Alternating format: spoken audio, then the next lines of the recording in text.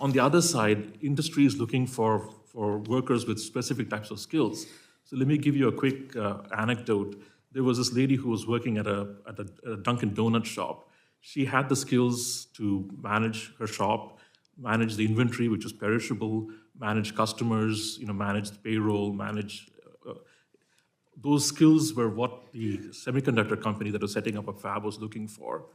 And by looking at it from a perspective of a dating app, which we're all familiar with perhaps to some degree or the other, they were able to look at the characteristics, and then they found this lady, and they were able to train her, and to the final stretch.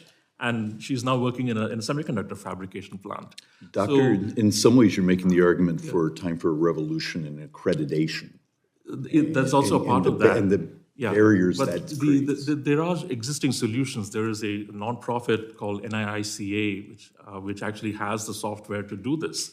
And it's just a matter of, and they are looking at this kind of combines like in a turn by turn, aggregate data, user data to put these, to help solve the workforce problem and to get our workforce fixed. So.